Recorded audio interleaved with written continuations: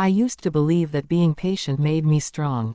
That enduring everything quietly was proof of maturity. That if I just waited long enough, things would eventually get better. That belief shaped my entire life. In my family, emotions were not discussed. They were managed, controlled, silenced. Love was never spoken directly. It was implied, through sacrifice, obedience, and silence. From an early age, I learned what was expected of me without anyone ever saying it out loud.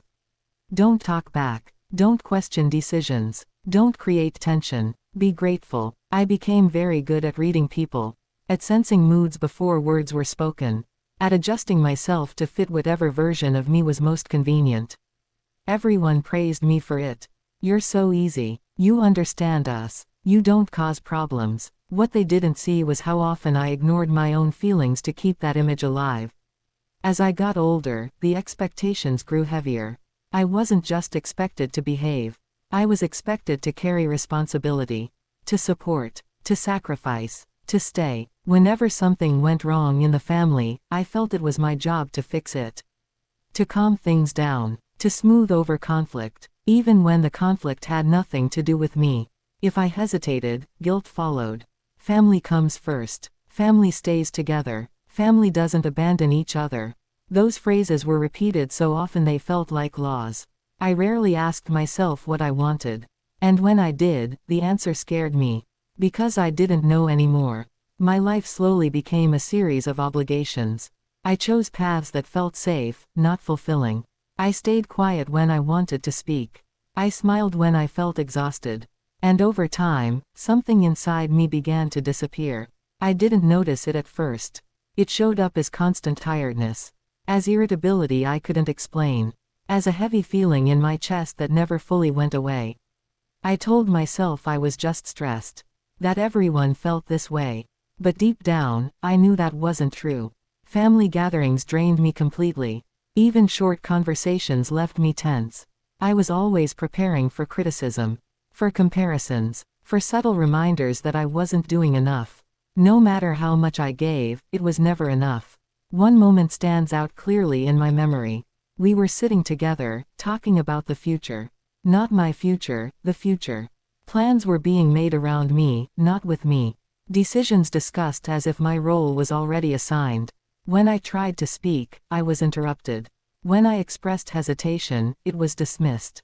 You're overthinking. This is what's best. You'll understand later. I felt something shift inside me. Not anger, not sadness, detachment. For the first time, I realized that my presence was expected, but my voice was not.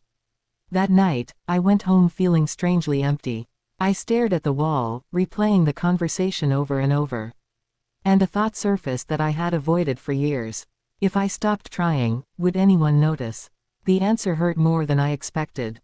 I started observing things more closely after that. How affection disappeared when I disagreed. How approval returned the moment I complied. How love seemed conditional. The pattern was everywhere, and once I saw it, I couldn't ignore it anymore. I tried to talk about it once. Carefully, calmly, I explained how overwhelmed I felt. How pressured, how unseen. The reaction was immediate. Defensiveness, minimization, guilt. After everything we've done for you, why are you making this a problem? You're being dramatic. I apologized, even though I didn't know what for. That was the moment I realized something important. I wasn't allowed to feel differently.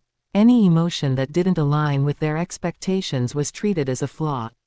From that point on, something inside me shut down. I stopped sharing my thoughts, stopped hoping for understanding, stopped expecting support. I was there physically, but emotionally, I had already started leaving. The internal conflict was exhausting. One part of me wanted freedom. The other was terrified of being alone. I imagined the consequences of leaving. The judgment, the gossip, the guilt, being labeled selfish, ungrateful, heartless. But then I imagined staying. Years more of walking on eggshells, of explaining myself, of shrinking. That image was unbearable. The decision didn't come suddenly. It came quietly, after months of emotional exhaustion. One morning, I woke up feeling completely drained. Not sad, not angry, just done. I knew I couldn't continue like this. Not because I hated them, but because I was losing myself. Packing my things felt unreal. Each item reminded me of how long I had stayed, how much of myself I had given away. When I finally told them, the reaction followed a familiar pattern. Shock, anger, then emotional pressure. They said I was breaking the family, that I would regret this, that I didn't understand what I was doing. For a moment, fear almost stopped me, but then I remembered how it felt to disappear slowly, and I chose to leave. The first weeks alone were harder than I expected. Freedom felt uncomfortable at first. There was no noise, but there was guilt.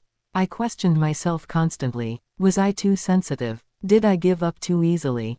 Was I wrong? But slowly, things began to change. I slept better. I breathed deeper. My body relaxed in ways I hadn't noticed were missing.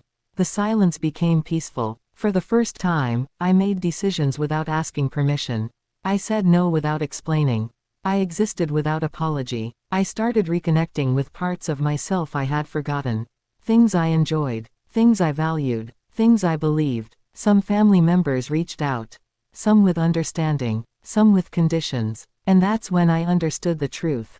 Love that requires you to erase yourself isn't love. Distance didn't make me cold. It made me clear. I learned that boundaries reveal more than words ever could. Those who respected them stayed. Those who needed control resisted. And I stopped trying to convince anyone of my worth. Today, my life is quieter. But it's honest. I no longer feel the constant tension, the need to perform, the fear of disappointing everyone. I'm not perfect, but I'm present. If you're listening to this and feeling torn between loyalty and self-respect, hear this clearly. You are allowed to choose peace. You are allowed to walk away. You are allowed to protect yourself. Sometimes, the hardest choice is the one that finally sets you free.